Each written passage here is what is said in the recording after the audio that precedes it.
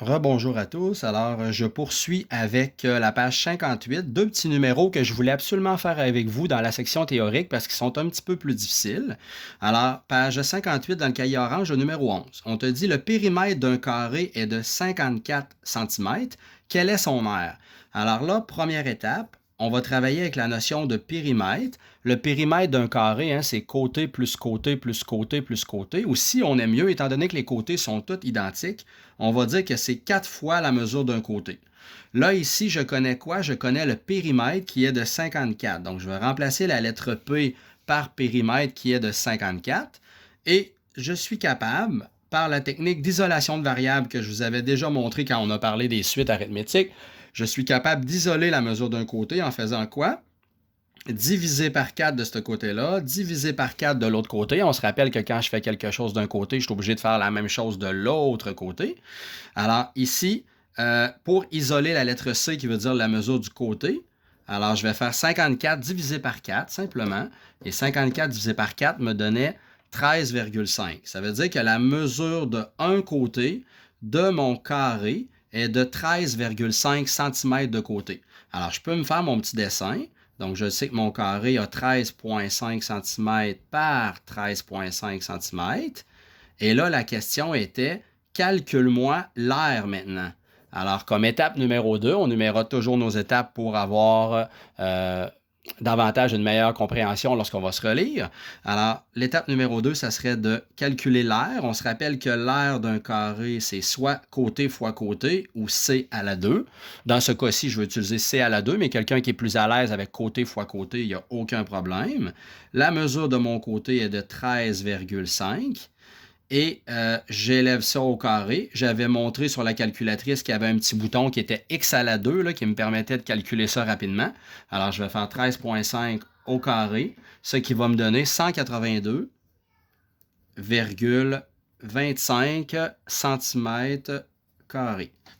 Donc, l'aire serait donc de ceci, 182,25 cm carrés. Si je poursuis le numéro 12, peut-être un petit peu plus difficile, peut-être, pour certains élèves, on te dit quelle est l'aire d'un rectangle dont les mesures des côtés valent le 5/6 de ceux du rectangle suivant. On se rappelle qu'un de en mathématiques, un de, un du, un des, c'est toujours une multiplication. Alors, qu'est-ce qu'on doit faire? On doit s'imaginer que là, je te demande l'aire d'un nouveau rectangle, mais le nouveau rectangle, les dimensions vont être un petit peu plus petites que le rectangle qu'on a là, puisque je m'intéresse à 5/6 de ces dimensions-là. Alors, comme un de en mathématiques, ça veut dire un fois, vous allez simplement faire, pour trouver la base, pour trouver la mesure de ce côté-ci, vous allez prendre le 36 qu'il y a là et vous allez faire 5/6 de ce montant-là. Alors, qu'est-ce que je vais faire? Je vais faire 5/6 de, le de, c'est une multiplication, de 36 cm. Alors là, vous pitonnez ça avec l'aide du bouton ABC, le bouton fraction que je vous avais montré en classe. Donc, vous allez faire 5/6 de 36. Et quand tu pitonnes ça, ça va te donner 30. Ça veut dire que la mesure du nouveau rectangle, la base, sera donc de 30 cm. Puis pour trouver la hauteur, c'est-à-dire la mesure de ici, bien, je vais prendre la hauteur du premier et je vais faire exactement la même chose, c'est-à-dire je vais faire 5/6 de 24 cm, parce que les mesures de la hauteur, de la nouvelle hauteur, sont toujours de 5/6 de 24. Et là, quand tu pitonnes ça avec l'aide de ton bouton fraction, ça va donner exactement 20. Alors, ça veut dire que la nouvelle hauteur, je cherchais un rectangle que les dimensions étaient 5/6 de ceux-ci. Alors, en faisant ça, je suis arrivé que la base vaut 30 cm et la nouvelle hauteur vaut 20 cm. Et là, la question était quelle est l'aire du nouveau rectangle? Alors, je peux maintenant procéder. L'aire du nouveau rectangle, c'est toujours égal à base fois hauteur. La base du rectangle, elle est de 30. La hauteur du rectangle, elle est de 20 cm.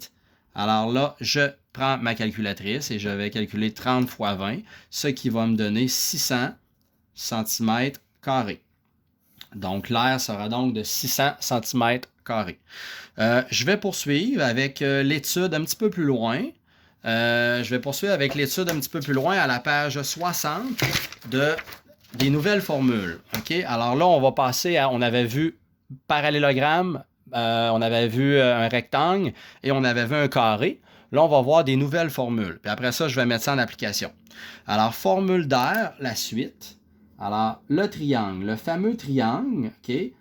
On n'oublie pas que la base et la hauteur doivent toujours être perpendiculaires, encore une fois. Donc, on a le fameux triangle plus standard, là, qu'on veut un triangle qui ressemble à un triangle équilatéral, si on veut. Ce n'est pas un triangle équilatéral, mais ça ressemble à ça. Alors, on voit que la base ici est à cet endroit-là et la hauteur est toujours de façon perpendiculaire. Quand on a un triangle qui est obtusangle, il faut faire attention, hein, regardez ici, il y a un angle obtus, là, mais quand on a un triangle obtusangle, ça arrive à l'occasion, mais c'est rare. La base va être ici, mais la hauteur, là, regardez la pointe ici, là, la hauteur, il faut abaisser une perpendiculaire parallèle au prolongement de la base, et la hauteur se trouve être comme à l'extérieur du triangle. J'avoue que c'est un petit peu bizarre, mais ça arrive à l'occasion, quand on a un triangle obtusangle, que la hauteur du triangle est à l'extérieur du triangle, et c'est cette hauteur-là qui va nous permettre de trouver l'air. Et finalement, un beau petit triangle rectangle qui est plus classique. On a la base et la hauteur qui est perpendiculaire, c'est-à-dire qui forme un angle droit. Alors ici, la formule, étant donné que dans un rectangle, il rentre deux triangles rectangles, hein, si je faisais la démonstration rapide, là, si je prends un rectangle et que je coupe ça en deux, on voit bien qu'il rentre deux triangles à l'intérieur de mon rectangle. Alors, ça nous amène à dire que la formule d'un triangle, c'est la base fois la hauteur, puis je divise par 2 simplement parce que c'est la même formule que le rectangle, mais je divise par 2 parce qu'il rentre deux triangles à l'intérieur de mon rectangle. Alors l'air, ça serait base fois hauteur divisé par 2. Encore une fois, je répète qu'on travaille avec des symboles. Alors la base ici est toujours la lettre B et la hauteur est toujours la lettre H. La hauteur peut être à l'extérieur du triangle, c'est ce qui est mentionné, principalement quand nous avons des triangles obtus. Alors, des triangles obtusangles comme ça ici, comme j'expliquais tantôt. Dans chaque triangle, il y a 3 bases et 3 hauteurs. Ça, j'insiste moins là-dessus. Là, vous pouvez le relire, mais ça dit juste que dans un triangle, il y a toujours 3 hauteurs et 3 bases disponibles. Mais nous, de toute façon, pour le calcul d'air, je vais toujours vous en donner seulement une base et une hauteur. Alors, c'est un petit peu inutile là, pour le moment de s'attarder à ça.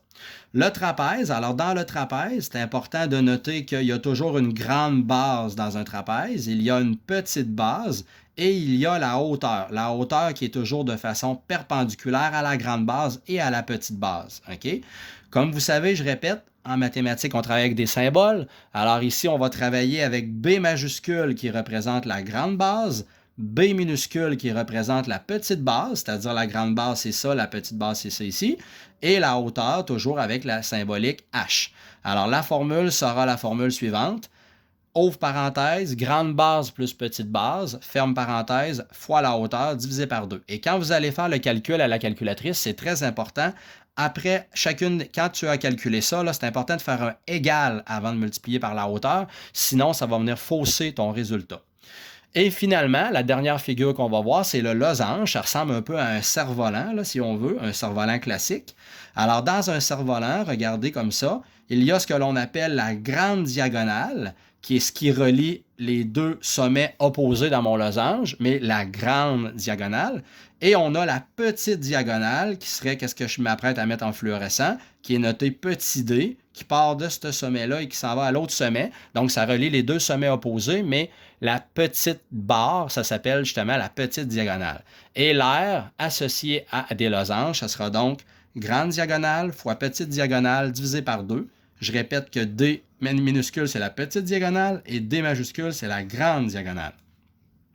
Donc, je ne veux pas que la vidéo soit trop longue. Je vais poursuivre avec une troisième vidéo pour ma capsule pour mon cours 2. Alors, je continue dans quelques instants. Merci.